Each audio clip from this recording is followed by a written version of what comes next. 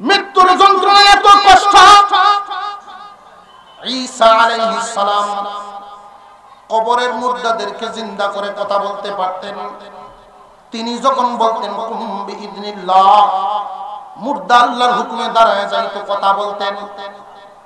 এক ইহুদি ডাক দিয়া বলে, ও ঈসা, সব নতুন নতুন মুর্দা জিন্দা করেন, পুরান একটা কবরের মুর্দা জিন্দা করে দেখান দেখি।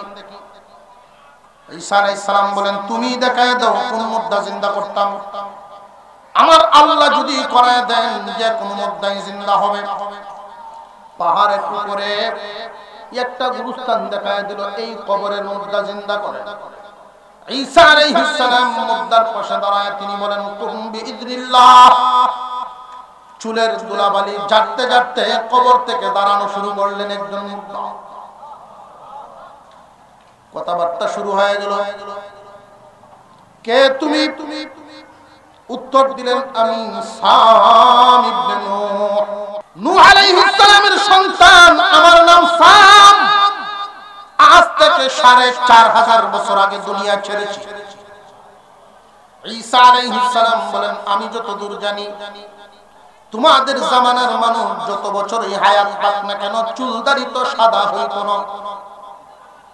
তোমার চুলগুলি সাদা কেন? হুজুর, আপনি যখন কুম বিইذনিল্লাহ বলে ডাক দিয়েছেন, আমি ধারণা করেছি হাসরের মাঠ কায়েম হয়ে গেছে। আল্লাহর সামনে কি জবাব দিব এই চিন্তায় মুহূর্তে সাদা হয়ে গেছে। অনেকক্ষণ আলোচনা করলেন। ঈসা আলাইহিস সালাম বলেন, সাম, তুমি কি দুনিয়াতে থাকবে নাকি এখনই চলে যাবে? যদি থাকতে চাও তাহলে আল্লাহর কাছ থেকে অনুমতি নিয়ে তোমাকে দুনিয়াতে থাকার ব্যবস্থা করে দেই। সাম বলেন, হুজুর, দুনিয়াতে যদি কিছুদিন বসবাস করি, এরপরে কি আজরাইল আবার জান কবজ করবে নাকি? আজরাইল তো কবজ করবে, তাহলে আর দরকার নাই। আজরাইল যদি জান কবজ করে তাহলে আর কেন? আজরাইল তুমি এত ভয় পাও? আমি যে এত ভয় পাই, আমার সাথে দেখা হয়েছে এই জন্য ভয় পাই, আপনার সাথে দেখা হয়েছে না, আপনি বুঝতে চান। আজ থেকে ৪৫০০ বছর আগে দুনিয়া ছাড়ছি, এখনো সেই আজরাইলের জান কবজ করার হালতটা আমি ভুলতে পারি না। قال النبي صلى الله عليه وسلم اغتنم خمسا قبل 50 شبابك قبل هرمك صحتك قبل سقمك وغناك قبل فقرك وفراغك قبل شغلك وحياتك قبل موتك। হুজুর আকরাম সাল্লাল্লাহু আলাইহি ওয়াসাল্লাম বর্ণনা করেন, ও আমার মায়ের উম্মত, ৫টা জিনিসকে গনিমত মনে করবা। ৫টা জিনিস আসার আগে। ১ নাম্বার, যৌবন কালটাকে তোমরা গনিমত মনে করো বার্ধক্য আসার আগে। এই পৃথিবীর জমিনে একজন মানুষ যত কিছুই চেষ্টা করুক না কেন, যদি বেঁচে থাকে বার্ধক্য তাকে স্পর্শ করবে। বুড়া মানুষ, মুরব্বি লোক রাস্তায় যেন কি খুঁজতেছেন, বাড়ির সামনে নিচের দিকে তাকায় হাঁটাহাঁটি করেন। নাতি জিজ্ঞাসা করে, দাদা কিছু হারাইছেন? আমাকে বলেন, আমি খুঁজে দেই। ভাইরে, আমি এমন জিনিস হারাইছি তুমি খুঁজেও পাবে না। আমি যৌবন কাল হারায় ফেলছি, সেটার চিন্তায় আমি এখন হাঁটতেছি। এমন একটা সময় ছিল 20 মাইল 30 মাইল জায়গা পায়ে হেঁটে চলতে পারতাম, কিন্তু এখন এমন এক পর্যায়ে পৌঁছে গেলাম পায়ে হেঁটে মসজিদে যাওয়ার পর্যন্ত সাহস পাই না। যৌবন কাল আল্লাহর দেয়া নিয়ামত। যে সমস্ত মানুষেরা এই যৌবন কালের মূল্যায়ন করতে পারে, যৌবনটারে কাজে লাগাইতে পারে, একজন যুবক যদি ইচ্ছা করেন 5 ওয়াক্ত নামাজ মসজিদে গিয়ে জামাতে আদায় করতে পারবেন। একজন যুবক যদি ইচ্ছা করে 10 মাইল দূরে গিয়েও জানাজায় শামিল হতে পারবে। একজন যুবক যদি ইচ্ছা করে 50 মাইল দূরে গিয়েও তাফসীর মাহফিলে শামিল হতে পারবে। যেই কাজটা একজন বুড়া মানুষের দ্বারা সম্ভব হবে না, নবীজি বলেন যৌবনকালে কাজে লাগাও, গনিমত মনে করো। গনিমত মনে করার অর্থই তোমরা কাজে লাগাও যৌবনটারে, তোমরা এমন কাজে লাগাও আল্লাহর সন্তুষ্টির কাজে লাগায়া দাও। একজন যুবক মানুষ এশার নামাজ জামাতে আদায় করে যদি ঘুমায় যায়, আবার ফজরের নামাজটুকু এটা পড়তে পারে, সারা রাত নফল নামাজ পড়ার নেকি তার আমলনামায় লিখে দেওয়া হয়। বিশেষ করে যুবক ভাইয়েরা, যৌবনকালের ইবাদত আল্লাহর কাছে খুব প্রিয়, আল্লাহর কাছে খুব প্রিয়। একজন যুবক ইচ্ছা করলে সারা রাত গুনার কাজেও কাটাতে পারবে, কিন্তু এই যুবক যে এশার নামাজ পড়ে ঘুমায় গেল, ওইটা আবার ফজর পড়লো, গুনার কাজ করে নাই, এই জন্য ঘুমটাই তার জন্য ইবাদত। যৌবনকালে একজন মানুষ যদি আল্লাহর সন্তুষ্টি অর্জন করতে পারে, ওই মানুষটা যখন বার্ধক্যে পৌঁছে যায়, আল্লাহর পক্ষ থেকে তার জন্য পুরস্কার। আল্লাহ পাক রব্বুল আলামিন কি পুরস্কার দেন দুনিয়ার জমিনে লক্ষ্য করেন। একজন মানুষ যখন তার জীবনের গুরুত্বপূর্ণ সময়টা সরকারি চাকরিতে কাটায় দেয়, উনি যখন রিটায়ার্ডে চলে আসেন, মরার আগ পর্যন্ত সরকার তারে ভাতা দেয়। রিটায়ার্ডে যাওয়ার পর যদিও ডিউটি করে না, কিন্তু মৃত্যুর আগ পর্যন্ত ভাতা পাইতে থাকে। আল্লাহ পাক রব্বুল আলামিন ওই সমস্ত যুবকদেরকে মৃত্যুর আগ পর্যন্ত এমন পুরস্কার দেন, যে সমস্ত যুবক যৌবনকালে আল্লাহকে খুশি করতে পারছে, তারা যখন বার্ধক্যের কারণে বিছানায় পড়ে যায়, আজান শোনার পর তার মনে আফসোস জাগে, হায়রে সুস্থ যদি থাকতাম মসজিদে গিয়ে হাজির হইতাম, সুস্থ যদি থাকতাম আজকে আয়েশা সিদ্দিকার মাহফিলে গিয়ে হাজির হইতাম। এই বুড়া মানুষগুলো যখন ঘরের বিছানায় পড়ে যায়, আল্লাহ পাক রব্বুল আলামিন বলেন, ফেরেশতারা রে, ওই মানুষগুলো নিজেরা বুড়া হয় নাই, আমি এদেরকে বুড়া বানাইছি। যৌবন থাকাকালীন সময় আমি আল্লাহর সন্তুষ্টির পেছনে ওরা দৌড়াইতো, যৌবন থাকাকালীন সময়ে এই যুবকরা সব সময় আমাকে খুশি রাখার চেষ্টা করত। এখন বুড়া হওয়ার কারণে তারা এই রাস্তায় চলতে পারে না, ঘরে পড়ে গেছে।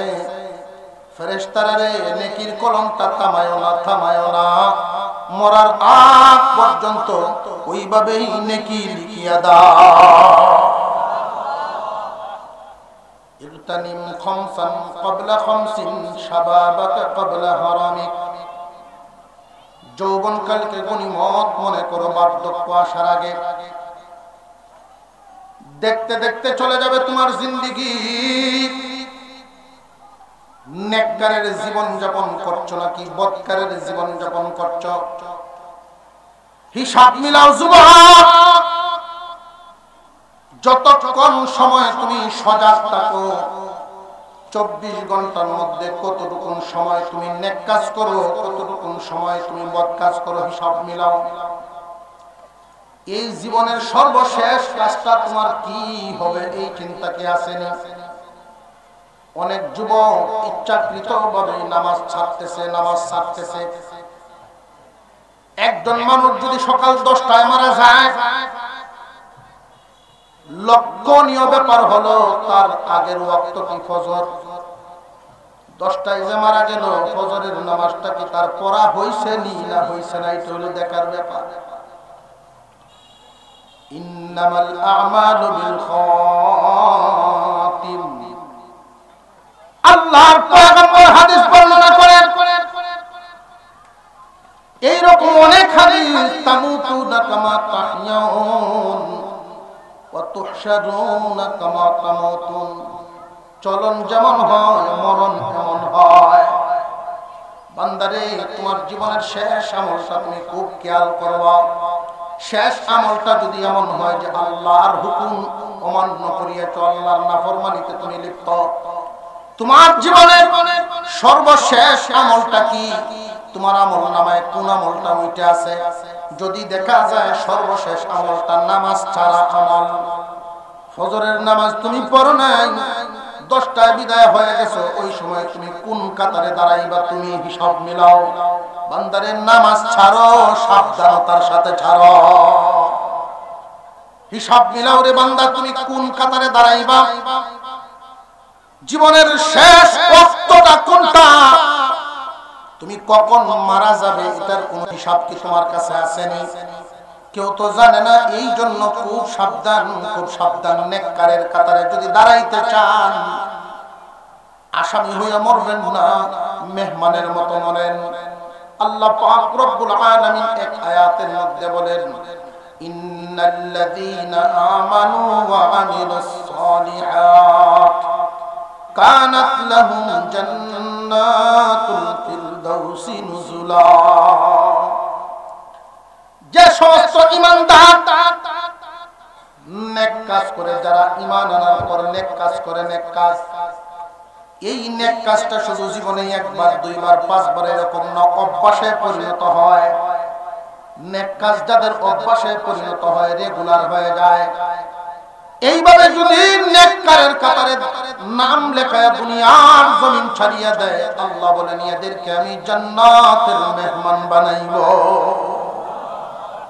ওরা জান্নাতের মেহমান হবে। আল্লাহ পাক এখানে মেহমান কেন বললেন? মেহমান তো বেশি দিন থাকার নয়। জান্নাতের ভিতরে মানুষ কি 1-2 দিন থাকবেন না, চিরকাল। আল্লাহ মেহমান কেন বললেন? চিরকাল থাকনেওয়ালা তো মেহমান হওয়ার কথা না। প্রশ্ন জাগে না, জাগে না? এই পৃথিবীর জমিনে লক্ষ্য করে দেখেন, কর্মচারীর পরিশ্রম বেশি, খাওয়ার আইটেম কম। আর যে ব্যক্তি মেহমান হয়, পরিশ্রম নাই, খাওয়ার আইটেম বেশি। আল্লাহ পাক বলেন, বান্দা, জান্নাতের ভিতরে তোমারে আমি মেহমান বানায়া রাখবো।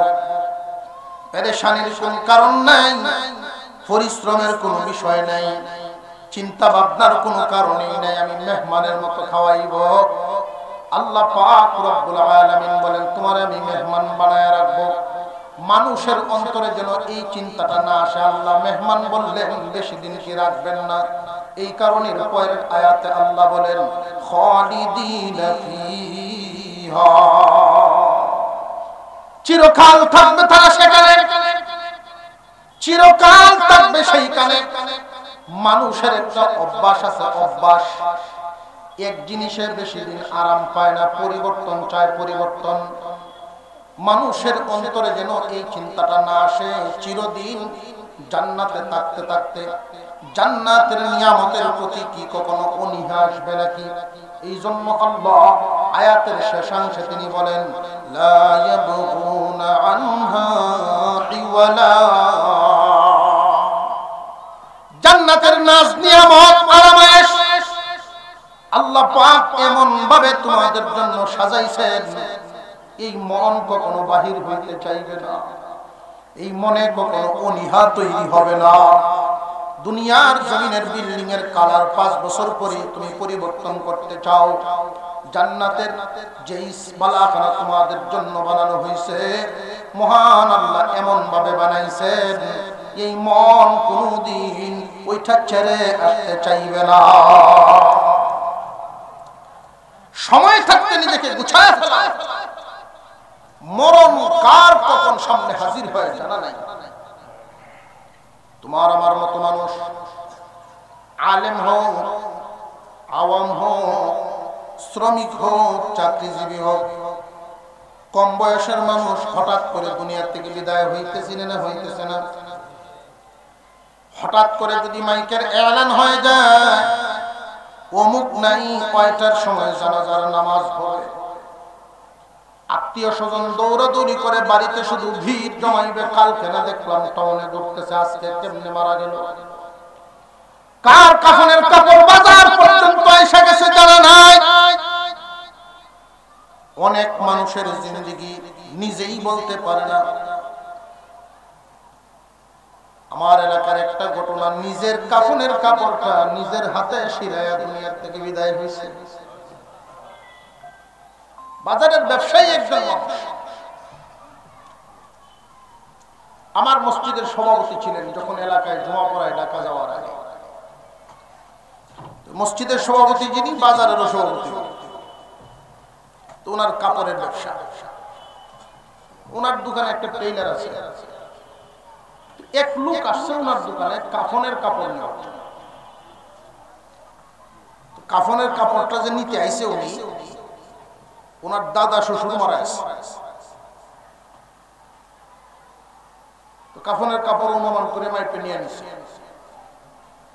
যার জন্য কাপড়ের কাপড় নিছে, গিয়া দেখে এই লোক মরছে না। অর্থাৎ মুর্দা লাশ দেখে আইসা উনি কাপড়ের কাপড় নেন, খবর ভাই লাশ কাপড় লয়ে গেছে। কারণ হলো আমাদের দেশে একটা নিয়ম রীতি আছে এরকম, যে মরণের খবরটা শুনাইস না কান বরাস্তা কইস হালত বাড়ানো, দেখবার হইলে তার দিয়া খবর এরকম কইছে। আর নাতিন জামাই মনে করছে কারবার শেষ, আগের থেকেই তো মুমূর্ষু অবস্থায় মনে হয় মারা হয়ে গেছে। দূরের রাস্তাঘাটের লোকেশন ভালো না, গাড়ি টাড়ি পাওয়া যায় না, গিয়ে আবার ঘুরিয়ে আবার চাইতে কাপড় যারা লাগে এটা লইয়ে যায়। গিয়া একটু বেশি বুঝে লেছে, বেশি বুঝরা মানুষ আছে না। আমার এক বন্ধুর বিয়েতে কাঠ চাপানোর সময় বউয়ের নাম হইল হুসনা, মেয়ের নাম অত দেয় একদিকে। এ বুদ্ধি করে করছে নামটা একটু পুরাপুরি দেওয়ার লেগে দিছে আসমাউল হুসনা। এই কাঠ শ্বশুর বাড়ি ভায়া বলে তো এদিক দিয়ে বিরাট দরবার, আরেক বোন আছে আসমা, হেতো আর এটা জানে না। এখন তো শ্বশুরের কহে বেকল যাবে, আমার দুই মেয়ের নাম কেন লেখলো কারো, এত লেখছি না আসমাউল হুসনা নামটা সুন্দর করে লাগে। বেটা দুই মেয়ের নাম, একলার নাম আসমা আর একটার নাম হুসনা, এটা তো ওটা জানে বেশি বুঝে গাছ লাগে আছে। উনিও কাফনের কাপড় নিচে গাছ এইরকম একটা চিন্তা ভাবনা করে নিয়ে নিছে। গিয়া দেখে বেটা মরছে না। যেই ব্যাগ উপরে কাপড়ের কাপড় নিছি, ব্যাগটাই বাইর করে না। ব্যাগ যদি বাইর করে আর এই দাদা শ্বশুর দেখে, উপায় আছে বাড়ির বন্ধুলে কিন্তু আমার কাপড়ের কাপড় নিয়ে আসিস, কোন রকম এখান থেকে বিদায় লইয়া দেয়। আর এই কাপড় তো এমন এক কাপড়, কোন আলমারির তৈরি করতে হবে। আপনি নিয়ে দেখেন একদিন বাড়ি যে তোমার শারীরিক সাথে দেয় নিজ জায়গা দেখে। আপনি কেউ যদি হাত দিয়েও দেয় যে আমার কাপড়ের কাপড়টা যে লইয়ে ইসলাম তুমি পাঞ্জাবি বানাইলে নিত, এমন ভয় বেটা লইয়া আবার ওই দোকানে ঘুরে আসছে। ভাই সাহেব আমি কাপড়ের কাপড়টা জাল লাগে নিছিলাম, উনি তো মরছে না। মা জনে কয় কি জীবন ভর ব্যবসা করতেছে, এমন কাস্টমার তো দেখছি না। তখন আমি কি করতাম এই কাপড়, আপনি আমার অর্ধেক দাম হইলো ঘুরাই দিলেন, তুই কাপড় লই আমি যাই তো আরেক বিপদ। দাম অর্ধেক দাম লাগতো না, যে টেইলারে সিলাই দিছে একটা গুটে দিছে ওই টেইলারের পয়সাটা দিছে, তার পয়সা রাখতে তারে ঘুরাই দিয়েছে। টেইলারের পয়সা এটা রাখতে দেয়, যদি এই মাফের কেউ মারা যায় তখন এই কাপড়টা লাগাই দিছে। রাত্রে দোকান বন্ধ করে উনি গেছে বাড়িতে। বাজারের যে পাহারাদার সকালবেলা দৌড়ায় এই সভাপতির বাড়িতে গিয়ে ডাকতেছে, তাড়াতাড়ি মিলে আপনার ঘরের যে টেইলার সে রাত্রে মারা গেছে। তখন ওনার এই চিন্তাটা আসলো, এই কাপড়টাই পরে তারা দেওয়া হয়েছে, যে তার কাপড় সে নিজের হাতে সিলাইয়া গেল, সে কি কল্পনা করতে পারছে যে এই কাপড়টা তার হবে? এই দুনিয়া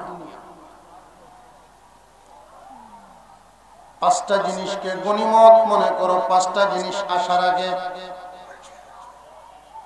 যৌবন কালকে গনিমত মনে করো। বার্ধক্য আসার আগে যৌবন কালের ইবাদত আল্লাহর কাছে বড় পছন্দের। আমাদের অনেক যুবক ভাইরা যৌবন কালের ইবাদত গ্রহণই করে না, যৌবন কাটায় দেয় গুনার সাগরে ডুবিয়ে, গুনার সাগরে ডুবিয়ে। অথচ যৌবন কালের ইবাদত আল্লাহর কাছে বড় পছন্দের। যুবক যখন সেজদা দেয় নাকের গরম শ্বাস আল্লাহর কুদরতি পায়ে লাগে। আল্লাহ ডাক দিয়ে বলেন, বান্দারে ওর নাকের গরম শ্বাস কেন আমার কুদরতি পায়ে দিলি? যা তোর জিন্দেগীর গুনাহ মাফ। যায় কখন আমরা মুরব্বীরা কোনখানে যখন দাম থাকে না, মসজিদের দান বাক্স দেখবেন সিরাটে পাওয়া যায় মাঝে মাঝে। পাইছেন নি? এই সিরাটে কি জিনে দেয়? মানুষ তো দেয়। কোন আলো যখন চলে না ওটা যত্ন করে তৈরি যা জুম্মার দিন আল্লাহ কোন আলো যখন চলে না সেটা ব্যবসা ছেড়ে দিয়েছি বাজান দখল মুরব্বী জিন্দিগি কাটাইছে ব্যবসা করে, এখন ব্যবসা ছেড়ে দিছে। খোঁজ খবর নিয়ে দেখা গেছে আসলে তো ব্যবসা উনি ছাড়ছে না, উনারে ব্যবসায় ছাড়ছে। সঠিকে যদি কাস্টমারে দেয় ওরা 700 করে দেয়, ছেলেরা কয় আব্বা আপনার আর ব্যবসা করানো লাগবে না, আপনি বাড়ির জন্য বাসার তাহে মসজিদে তো যায় না, গিয়ে অভ্যাস নাই। তো বিবি সাহেব কয় এই শয়তান মসজিদে গেলে কিন্তু যায় না, গর্ব কেট কেট করে। অবশেষে আরেকবার এক মুরব্বীরে ডাক দিছে, আমরা রেলের মসজিদে নিয়ে ডরটা বাঙ্গায় দেন। মসজিদে নেওয়ার একটা ডর আছে না, ডরটা খালি বাঙ্গায় দেন। কিছুদিন বালা আওয়াজ করছে, যে উডা বসাটা খালি শিখছে রুকুশের দ্বারা। এমনি দেখবেন ইমামের ভিজে লাগা হয়েছে। ইমাম সাহেব কয় আপনি কই যান গে? খালি 5 ওয়াক্ত নামাজ পড়ায় ঘরে যান গে কই? ইমাম কয় আচ্ছা এই গজব অবশেষে আমার উপরে নাজিল হইল।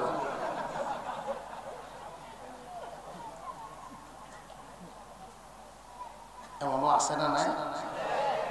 বহুত মসজিদ আমি দেখছি এরকম, যত বড় হুজুর ইমামের পিছনের যে জায়গা এটা ওটা ছাড়তে রাখে না। তো জানে না কোন জুম্মার দিন বয়ান শুনছি যে নামাজীদের উপরে আল্লাহর রহমত নাজিল হয়। এই রহমত ইমামের উপরে আগে, এরপর এই সবার পিছনে যিনি ইমামের পিছনে যিনি তার উপরে যায়।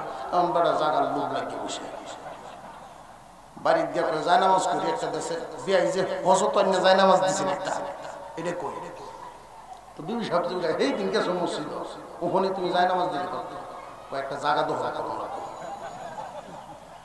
জীবন কাটাইছো তুমি শিব চেলা টিভি করি, এখন মসজিদও গে হইতা তুই বুঝতে না। দে মসজিদে ব্যক্তিগত যায় নামাজ বিছানোর মাসালা আছে না নাই? আপনি আপনার ব্যক্তিগত যায় নামাজ বিছাতে পারেন, এখানে যদি আর কেউ বসে পড়ে তাকে তুলতে পারবে না। তখন এই বেড়া যায় নামাজ যদি কেউ আয়া বয় আস্তে আস্তে দেখো না কেন বিছাই দেখো না তুললে দেয়। হঠাৎ একদিন ইমাম সাহেবের তো ফেস লাগিয়ে বলল এই জায়গাটার মধ্যে এমন ব্যক্তি দাঁড়ানো চাই ইমামের অবর্তমানে নামাজ চালাতে পারেন এমন ব্যক্তি। ইমাম সাহেবের 2 রাকাত নামাজ ওই ফেস লাগিয়ে বসে, ইমাম সাহেব পিছনে আর দিছে, আর দে যারে ভাইছে এর তো করতে জায়গা দখল করিয়া দৌড়ে যখন সামনের দিকে টান দিছে, বেড়া টানে ফিসে ইমাম টানে টানে 2 টান দেওয়ার পরে নামাজ ছাড়িয়ে দিয়া কয় আমার টানুন কেন লাগে, আমি তো কিছু জানি না। আশপাশের মানুষ তারাও নিয়োগ ছাড়ছে, আপনি জানেন না এই জায়গা গেলেন কেন? আমি তো গেছিলাম রহমত হওয়ার আশা, এরকম আজাব আইব আমি তো জানি না। এই যে জায়গা ছাড়ছেন জীবনের লেগে যতদিন বাচ্চা রয়েছে কেউ যদি কয়ে না বাবা এখানে যাই কেন যুবক, আমি যুবকদেরকে উদ্দেশ্য করে বলি, যুবকদের যিনি আইডল আজকে হযরতুল আল্লামা হযরত মাওলানা আলী হাসান উসামা সাহেব, তিনি আসতেছেন। আশা করি 10টার মধ্যে থাকবেন না ইনশাআল্লাহ তাআলা। উনি সিলেট থেকে আসতে যতক্ষণ লাগে, এসব করে রওনা দিলে 7:30টায় উনি রওনা দিবেন, 10টার ভিতরে আসবেন। উনি শোনাবেন আপনাদেরকে গুরুত্বপূর্ণ আলোচনা।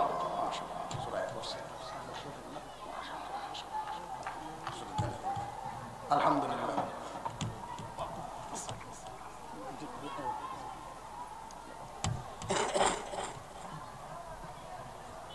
সুনামগঞ্জবাসীর জন্য এক নিয়ামত, সুনামগঞ্জবাসীর জন্য এক নিয়ামত আল্লাহ তাআলা বাছায় রাখছেন। জমিন যুবকদের গুনার জন্য চিৎকার মারে, তখন আল্লাহ পাক এই জমিনকে বলেন, দেখো না এই সমস্ত উলামায়ে কেরাম, এই সমস্ত মুরব্বিয়ানে কেরাম জিন্দা আছে, আল্লাহ তাআলা তাদের উসিলায় সব ঠিক রাখে। আমরা দোয়া করি আল্লাহ যেন নেক হায়াত আরো বাড়ায় দেন। নবীজি বলেন, 5টা জিনিসকে গনিমত মনে করো, 5টা জিনিস আশা রাখে। ইগতানিম খামসান ক্বাবলা খামসিন শাবাবাকা ক্বাবলা হারামিক। 1 নাম্বার, যৌবনকালকে গনিমত মনে করো, বার্ধক্য আসার আগে। গনিমত মনে করার অর্থ কি? যে কাজে লাগাও, আল্লাহর সন্তুষ্টি তালাশ করো। একজন মানুষ যদি যৌবনকালটারে আল্লাহর সন্তুষ্টির রাস্তায় ব্যয় করে দেয়, যখন বার্ধক্য অবস্থায় বিছানায় পড়ে যাবে তখন বোনাস পাবে, বোনাস পাবে। জোয়ান থাকাকালীন সময়ে যেই পরিমাণ ইবাদত করত, এখন তো বুড়ো হওয়ার পরে আর সেই পরিমাণ ইবাদত করতে পারে না। তাহাজ্জুদ সময় মতো প্রতিদিন পড়তে পারে না বার্ধক্যের কারণে। সব ধরনের ইসলামিক কাজের মধ্যে শামিল হতে পারে না বার্ধক্যের কারণে। কিন্তু যৌবনকালে ঠিকই শামিল হতো। আল্লাহ পাক রব্বুল আলামিন বলেন, ফেরেশতারা রে, নেকি লিখার কলমটা থামায়ো না, বান্দা বুড়া হয় নাই, আমি বুড়া বানাইছি। যদি থাকতো জোয়ান, এখনো ওই কাজগুলোই করত, মরার আগ পর্যন্ত নেকি লিখিয়া যায়। 2 নাম্বার, সিহহাতাকা ক্বাবলা সুকমিক। সুস্থতাকে গনিমত মনে করো, সুস্থ হওয়ার আগে। সুস্থতা আল্লাহর দেয়া এক বিরাট বড় নিয়ামত। 20 আল জমির মালিক, 20 আল জমির মালিক, পাও নাই দুইটা, লাভ কি হলো? 20 কোটি টাকার মালিক, চোখ নাই। সুনামগঞ্জ শহরের মধ্যে অনেক বাড়ি আছে, টাকা পয়সার অভাব নাই, কিন্তু বিরাট বড় এমন রোগ, ডায়াবেটিস। হয়নি না? হয় না? সুস্থতা এক নিয়ামত। অনেক মানুষ অসুস্থতাকে নিজের হাতে ডাইকা আনে, অসুস্থতাকে নিজের হাতে ডাইকা ডাইকা আনে। এমন কিছু খাবার খায়, এমন কিছু দোষ তার মধ্যে আছে, এমন বদ অভ্যাস কিছু আছে, নেশা করার কারণে মানুষ নিজের স্বার্থ নিজে ধ্বংস করে। সুস্থতাকে গনিমত মনে করো, অসুস্থ হওয়ার আগে। সুস্থতাকে গনিমত মনে করো, অসুস্থ হওয়ার আগে। মুসা আলাইহিস সালাম আল্লাহর সাথে কথা বলতেন ডাইরেক্ট, জিবরাইল আমিন লাগতো না। আশিক মাসুক কত সুন্দর আলোচনা, কত ধরনের আলোচনা করেন। মুসা আলাইহিস সালাম মাঝে মাঝে জিজ্ঞাসা, আল্লাহ আপনি যদি খাইতেন তাহলে কি খাইতেন? কথা শুনছেন? মুসা আলাইহিস সালাম একদিন বলেন, আল্লাহ আমি একটা কথা কইতাম। কি কথা? কথা বেশি সুবিধার না। সুবিধার না এমন কথা বলবা কেন? এই জন্যই তো আপনি আমার তৌফিক দিচ্ছেন, আমার মন চাইতেছে, এই জন্যই অনুমতি নিতেছি। কি কথা? আমি যদি আল্লাহ হইতাম আর আপনি যদি বান্দা হইতেন, সম্ভব? সম্ভব না তো আমিও জানি, হয়তো হয়তো। আমি একটা বিষয় জানার জন্য জিজ্ঞাসা, তাহলে আপনি কি চাইতে? এখন তো আমরা ভিক্ষা চাই আপনার কাছে, আপনি কি চাইতে? আপনার যদি কোনো ক্ষুধা হইতো, যদি ছায়ও লাগতো, কি চাইতে? আল্লাহ বলেন আমি সুস্থতা চাইতাম।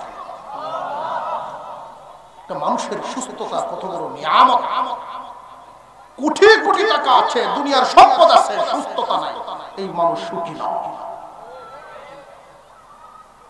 সুস্থতাকে গনিমত মনে করবা, আল্লাহর শুকরিয়া আদায় করা। সুস্থতা এক নিয়ামত। একজন মানুষ যদি পরিপূর্ণ সুস্থতাকে পরিশ্রম করে ঘাম জড়ায় ইনকাম করে, ওই সুস্থ মানুষটার ইনকাম, ওই মানুষটার মনের একটা প্রশান্তি থাকে। অসুস্থ হয়ে গেলে এই মানুষ পরের উপর নির্ভরশীল হয়ে যায়, সে মানসিকভাবে প্রশান্তি পায় না। আল্লাহর শুকরিয়া বেশি বেশি আদায় করবেন, সুস্থতাকে গনিমত মনে করা। 3 নাম্বার, গানাকা ক্বাবলা ফাকরিক, ধনীত্বকে গনিমত মনে করো ফকিরি আসার আগে। ধন সম্পদ দেওয়ার মালিককে। নদীরে পার ভাঙ্গে অপার গড়ে, এই তো নদীর খেলা। সকাল বেলার ধনী তুমি, ফকির সন্ধ্যা বেলা। সকালের ধনী বিকালে ফকির, এটা বুঝতাম না আগে। এর একটা অর্থ হলো মানুষের প্রথম জিন্দেগি সকাল, শেষ জিন্দেগি বিকাল। বহুত মানুষ প্রথম জীবনে খুব এদিক ওদিক টাকা খরচ করে, হিসাব নিকাশ নাই। অবশেষে দেখা যায় শেষ জীবনে ঔষধ কেনার পয়সা নাই। এমন নজির আমাদের সমাজে আছে না নাই? আর একটু শর্টকাট বলিয়া বুঝাই দিই আপনাদেরকে। কোন একজন মানুষের যদি 5 আল জমি থাকে, একটা মাত্র ছেলে এলোমেলো চলাফেরা করার কারণে বদনেশা হয়ে গেছে, হঠাৎ করে নেশা করার কারণে তার মেজাজ ঠিক নেই, একটা মার্ডার করে ফেলছে, মামলাও হয়ে গেল। বাদী পক্ষ জানায় দিয়েছে যদি আপোষ করতে চাও সুযোগ আছে, 5 আল জমি লেখা দাও, আপোষ হয়ে যাবে। জমির মালিক বলবে ছেলে যদি বাইচা থাকে প্রয়োজনে কামলা দিয়ে খাইব, যদি তার ফাঁসি হয়ে যায় জমিন দিয়া লাভটা কি? পরের বছর লেখা দিয়ে দিল। আগের বছর জমিন আছে, পরের বছর আল্লাহ পারেননি না পারেন না। এই জন্যই বলা হয় ধনীত্বকে গনিমত মনে করো ফকিরি আসার আগে। কখন তোমার সামনে দরিদ্রতা হাজির হয় বলা যায় না। আমার মসজিদের এই 2 জন মুসল্লি ছিলেন, বিরাট কোটিপতি। তাদের ধার্মিকতার কারণে এলাকার মানুষ প্রতিষ্ঠিত। বিরাট লোন উঠাইছে ব্যাংক থেকে, ফ্যাক্টরি দিয়েছে বেশ কয়েকটা, কারেন্টের সুইচ থেকে আগুন লেগে এক রাত্রে পরিষ্কার। যে সমস্ত লোক মারা গিয়েছিল সরকার চাপ দিয়েছে, এর দায়ভারও তার উপরে। অবশেষে 1 বছরের ব্যবধানে অন্যের ফ্যাক্টরিতে বেতন ভিত্তিক চাকরি করে। আল্লাহ ডুবাইতে পারেননি না পারেন না। বিশ্বনবী রাহমাতুল লিল আলামিন বলেন 3 নাম্বার ধনীত্বকে গনিমত মনে করবা ফকিরি তোমার সামনে আসার আগে। কখন জানি তোমাকে দরিদ্রতা স্পর্শ করে তুমি জানো না। বান্দারে, ধনীত্বকে গনিমত মনে করার যে কয়েকটা সূরত, এর মধ্যে একটা হলো তুমি এখন ধনী আছো, হজ তোমার উপরে ফরজ, এখনই আদায় করো। কখন যদি তুমি গরিব হইয়া যাও, হজ ফরজের বোঝা কিন্তু মাথার উপরে থাইকাই যাবে। অনেক মানুষ দেখবেন চিন্তা ভাবনা করে ধনী হইছে কিন্তু হজ ফরজ করে না, ফরজ আদায় করে না। তাদের তাল বাহানা, বিভিন্ন ধরনের তাল বাহানা। কেমন? ছেলে বড় হইছে, মেয়ে বড় হইছে, বিয়ে শাদীর কাজ শেষ করার পরে এরপরে হজ করে। এতদিন পর্যন্ত যে সম্পদ থাকবো এটার কোনো নিশ্চয়তা আসেনি। আল্লাহ ফরজ করেছেন এখনই তুমি আদায় করো। কেউ কেউ মনে মনে ভাবেন হজ করে আইসা আর ব্যবসা করবো না, হজ করে আইসা আর গৃহস্থী করা যাবে না, হজ করে আইসা দুনিয়াদারি করা যাবে না। এটা ভুল চিন্তা ভাবনা। তুমি যদি ব্যবসা সঠিকভাবে করো, হজের আগেও করতে পারবা, হজের পরেও করতে পারবা। তুমি যদি গৃহস্থী সঠিকভাবে করো, হজের আগেও করতে পারবা, হজের পরেও করতে পারবা। আর যদি সঠিকভাবে না করো, হজের পরে যেমন গুনাহ, হজের আগেও তো এমনই গুনাহ। কিন্তু একদল মতলববাজ মানুষ, তারা মনে মনে ভাবে, চিন্তা ভাবনা করে, হজ এখনই করতাম না, জীবনে যা আকাম কুকাম করণ লাগে সব করিয়া শেষ জীবনে গিয়া গুনার ঘাটতি মক্কা শরীফ তো যাইমু, এরকম চিন্তা ভাবনা। হজ করলে গুনাহ মাফ, এটাই তো হিসাব মিলায়। আল্লাহ বুঝেননি না, বুঝেন না, মতলবী চিন্তা ভাবনা। তোমার কাছে এখন মাল আছে, এই মালের গনিমত মনে করো, আল্লাহর হুকুম যা আছে এই হুকুমগুলো আদায় করো, হজ যাকাতের হুকুম। 2 নাম্বার দিক খেয়াল করবেন, অনেক মানুষ ধনী হওয়ার কারণে তাদের ভিতরে একটা আত্মহমিকা আইসা পড়ে, দুর্বলের উপরে জুলুম করে। কেমন জুলুম? কেমন? কাজের লোকদেরকে দিয়ে সারাদিন কাজ করায়। নবীজি বলছেন, গাম শুকাইবার আগেই তার মজুরি পরিশোধ করো। একজন মানুষ যদি সারাদিন আপনার বাড়িতে কাজকর্ম করে, কাজ শেষে যদি তার হাতের পয়সাটা দিয়ে দেন, সারা দিনের কষ্ট পয়সা দেখার পরে আর মনে থাকে না। কিন্তু যখন পয়সাটা দেওয়া না হয়, কয় বাজারে দেখা করিস, কয়নি না, কয় না। এই যে বাড়িতে গেল কাজকর্ম করার পরে বিবি জিজ্ঞাসা করে, টাকা কই, টাকা আনছনি? মালিক কইছে বাজারে দেখা করার জন্য।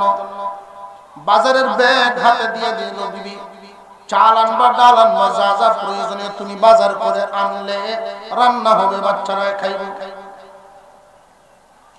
কোন মানুষ কারোর বাড়িতে কিন্তু মনের রঙে কামলা দিতে যায় না। পরিবারের সমস্যা সমাধান করা, প্রয়োজনের চাহিদা পূরণ করার জন্য, পরিবারের মানুষের খানা ফিরা জোগাড় করার জন্য অন্যের বাড়িতে কাজে যায়।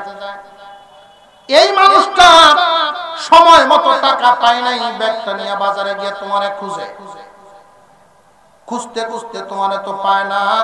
কারণ আগে যদিও সহজ আছে মানুষ খুঁজে পাওয়া, এখন আরো কঠিন, মোবাইলের যুগে আরো কঠিন। ওয়ালের এই দিক দিয়ে বইও কইব আমি সিলেট, কয়নি না, কয় না, মিজাওয়াতার ফ্যাক্টরি লয়ে ঘুরে সাথে সারা বাজার খোঁজা খুঁজি করে পায় না। রাত 8টার সময় খুঁজে পাইছে, আর একজনের দোকানের পিছনে বসে বন্ধু বান্ধব লয়ে আড্ডা দেয়, টাস খেলায়। এই লোক তো মনের দুঃখে খুঁজে বাজারের ব্যাগ নিয়ে তার সামনে হাজির। আমি খুঁজতে খুঁজতে আপনারে পাই না, আপনি আমার টাকা দেন। যেই মাত্র টাকা চাইল, বন্ধু বান্ধবের সামনে তার ইজ্জতের উপরে আঘাত করছে।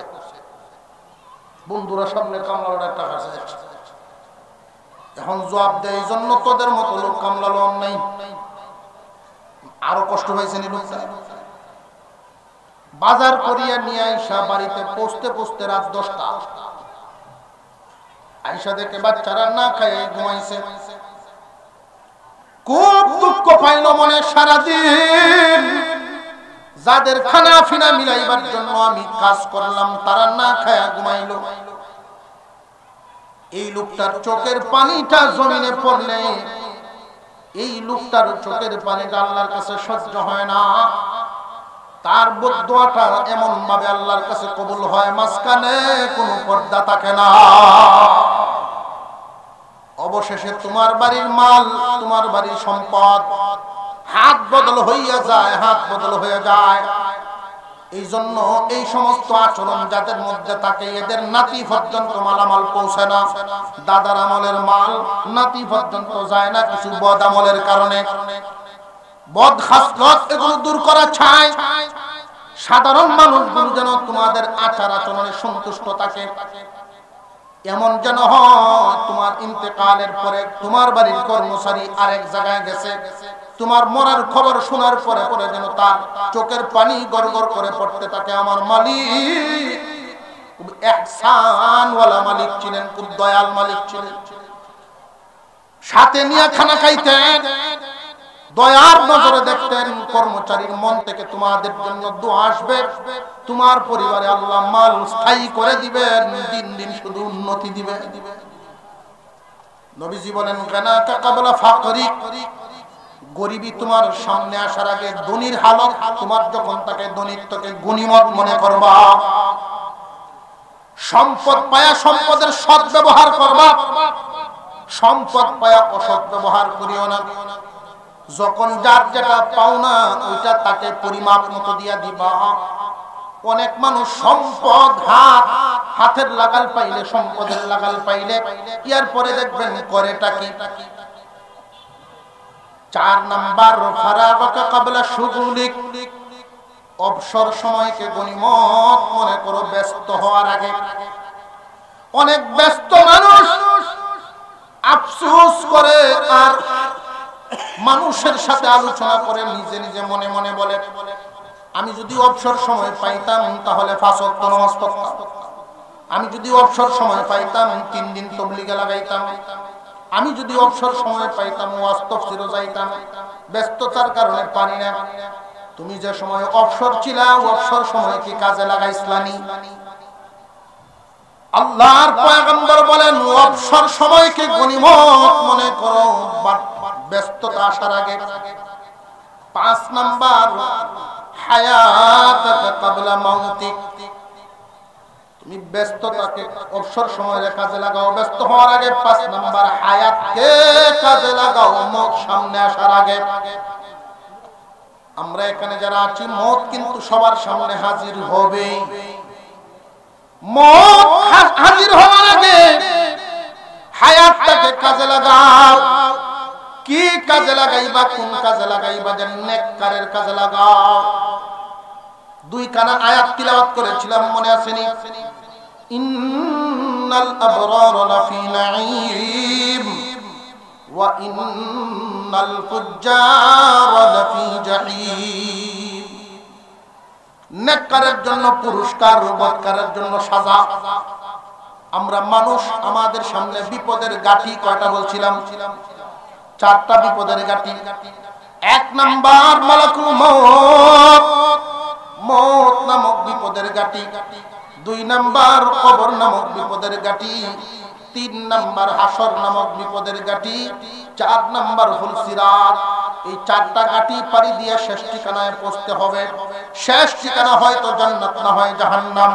তুমি যদি নেককারের জীবন যাপন করো 4 জায়গায় আল্লাহর দেওয়া পুরস্কার পায়া পায়া গাঠিগুলো পাড়ি দিবা, শেষ ঠিকানা জান্নাতে পৌঁছবা। আর যদি তোমার বদকারের জীবন যাপন শুরু করো, বদকারের জিন্দেগি যদি শুরু হয়, রে মানুষ ঈমান নিয়ে মারা গেছো, এরপরেও তুমি কাজটা করিয়া গেছো গুনার কাজ। ঈমানদার মারা গেল, নামাজ তার জিম্মা রয়ে গেল। যেমন আগের ওয়াক্ত নামাজটা সে পড়িয়া মরে নাই, এমন হয়নি না? হয় না? মানুষ মারা গেছে, এর আগের ওয়াক্তটা সে পড়ে নাই, আল্লাহর হুকুম অমান্য করে এই মানুষটা দুনিয়া থেকে বিদায় হইল। আল্লাহ পাক রব্বুল আলামিন জান্নাত বানাইছেন ঈমানদারের জন্য, আর জাহান্নাম বানাইছেন কাফের মুশরিক বেঈমানদের জন্য। কিন্তু অনেক অনেক ঈমানদার জাহান্নামের আগুনে জ্বলবে, অনেক অনেক ঈমানদার জাহান্নামের আগুনে জ্বলবে। ওরা ওইখানে চিরস্থায়ী থাকার জন্য নয়, ওদেরকে জাহান্নামে জ্বলাইবেন ওরা বদকারের জীবন যাপন করার কারণে। আল্লাহ পাক রব্বুল আলামিন ওদেরকে জাহান্নামে জ্বালাইবেন। কারণ হলো, লক্ষ্য করে দেখেন, জান্নাত হলো পবিত্র এক জায়গা। এই পবিত্র জান্নাতের ভিতরে গুনাহ নামক ময়লা নিয়ে কাউকে ঢুকতে দেওয়া হবে না। যেই মানুষগুলো গুনাহ নামক ময়লা নিয়ে দুনিয়া ছাড়ছে বদকারের জীবন যাপন করার কারণে, হয়তো ঈমানের বদৌলতে আল্লাহ তাকে জান্নাত দিবেন, তবে জাহান্নামের আগুনে না ঝুলিয়া জান্নাত পাবে না। জ্বলবে কে কি পরিমাণ, যার অপরাধ হবে যেই পরিমাণ, যার গুনাহ হবে যেই পরিমাণ, যার গুনাহ যেই পরিমাণ সে জাহান্নামে জ্বলবে সেই পরিমাণ। তবে কাফের আর মুমিনের পুরার মধ্যে বেশ কম আছে। কাফেরদেরকে পুরাইবেন আর মুমিনদেরকে পুরাইবেন, 2 পুরায় বেশ কম আছে। দুনিয়ার জমিনে লাকড়ি পুরাইলে কয়লা হয়, আর স্বর্ণ পুরাইলে খাঁটি হয়। লাকড়ি পুরাইলে কয়লা হয়, স্বর্ণ পুরাইলে খাঁটি হয়।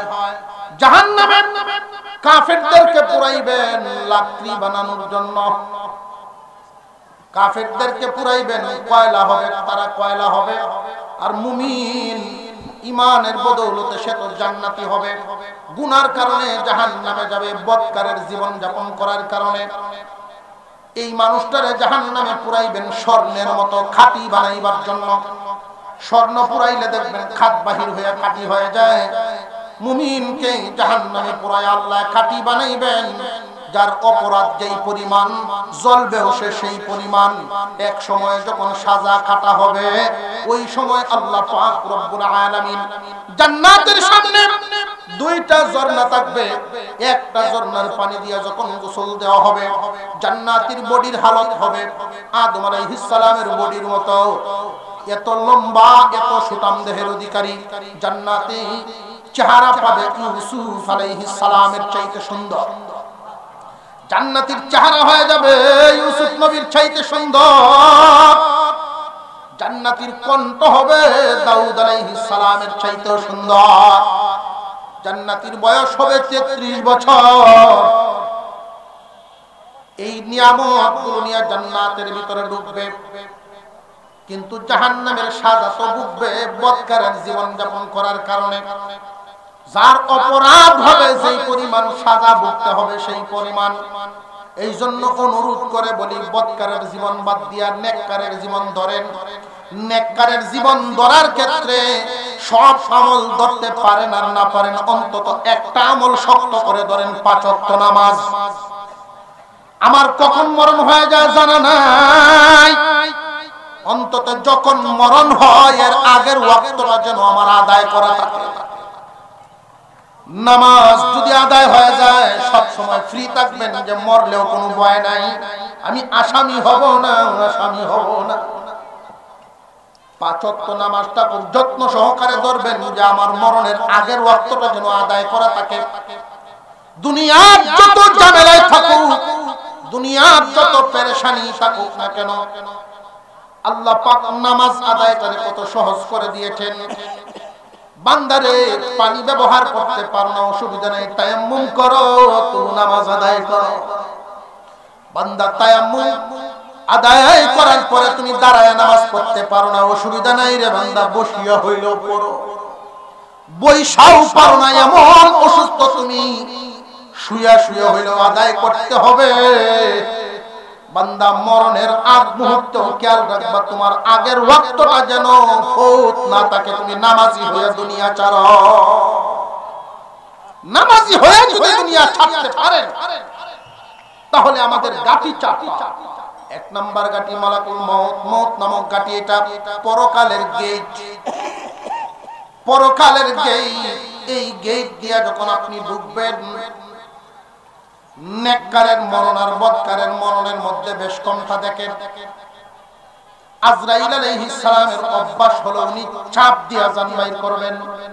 ওয়ান্নাজিআতি গরকা ওয়ান্নাশিতাতি নাশতা। গিরা কুলনেওয়ালা যেমন ধরেন বেলুন, বেলুনের ভিতরে বাতাস বললে দেখবেন লড়ে, রূহ আছে ভিতরে, বাতাস আছে। এই বাতাসটা যদি আপনি বাহির করতে চান, ওই বেলুনের গিরাটাও যদি খুলতে চান, হালকা চাপ দিয়ে তারপরে গিরা খুলতে হবে, নইলে ভিতরে তো ঢুকাইলে এটা বাইর করতে পারবেন না। এই চাপটা যে দেওয়া হবে আজরাইলের, এতটুকুন চাপেই মনে হবে উহুদ পাহাড় উপরে রাখা। মৃত্যুর যন্ত্রণা এত কষ্ট। ঈসা আলাইহিস সালাম কবরের মুর্দাদেরকে জিন্দা করে কথা বলতে পারতেন। তিনি যখন বলতেন কুম বিইذনিল্লাহ, মুর্দা আল্লাহর হুকুমে দাঁড়ায় যাইতো, কথা বলতেন। এক ইহুদি ডাক দিয়া বলে, ও ঈসা, সব নতুন নতুন মুর্দা জিন্দা করেন, পুরান একটা কবরের মুর্দা জিন্দা করে দেখান দেখি। ঈসা আলাইহিস সালাম বলেন, তুমি দেখায় দাও কোন মুর্দা জিন্দা করতাম। আমার আল্লাহ যদি করায় দেন যে কোন মুর্দাই জিন্দা হবে। পাহাড়ের উপরে একটা গুরুস্থান দেখায় দিল, এই কবরের মুর্দা জিন্দা করে। ঈসা আলাইহিস সালাম মুর্দার পাশে দাঁড়ায় তিনি বলেন কুম বিইذনিল্লাহ। চুলের ধুলাবালি ঝাড়তে ঝাড়তে কবর থেকে দাঁড়ানো শুরু করলেন একজন মুর্দা। কথাবার্তা শুরু হয়ে গেল, কে তুমি? উত্তর দিলেন আমি সাম ইবনে নূহ, নূহ আলাইহিস সালামের সন্তান, আমার নাম সাম। আজ থেকে ৪৫০০ বছর আগে দুনিয়া ছেড়েছি। ঈসা আলাইহিস সালাম বলেন আমি যতদূর জানি তোমাদের জামানার মানুষ যত বছরই হায়াত পাক না কেন চুলদারি তো সাদা হইত না, তোমার চুলগুলি সাদা কেন? হুজুর আপনি যখন কুম বিইذনিল্লাহ বলে ডাক দিয়েছেন আমি ধারণা করে আছি হাসরের মাঠ কায়েম হয়ে গেছে। আল্লাহর সামনে কি জবাব দেব এই চিন্তায় মুহূর্তে সাদা হয়ে গেছে। অনেকক্ষণ আলোচনা করলেন। ঈসা আলাইহিস সালাম বলেন সাম তুমি কি দুনিয়াতে থাকবে নাকি এখনই চলে যাবে? যদি থাকতে চাও তাহলে আল্লাহর কাছ থেকে অনুমতি নিয়ে তোমাকে দুনিয়াতে থাকার ব্যবস্থা করে দেই। সাম বলেন হুজুর দুনিয়াতে যদি কিছুদিন বসবাস করি এরপরে কি আজরাইল আবার জান কবজ করবে নাকি? আজরাইল তো কবজ করবে, তাহলে আর দরকার নেই। আজরাইল যদি জান কবজ করে তাহলে আর কেন? আজরাইল তুমি এত ভয় হও? আমি যে এত ভয় পাই, আমার সাথে দেখা হয়েছে এই জন্য ভয় পাই, আপনার সাথে দেখা হয়েছে না, আপনি বুঝতে পারেন।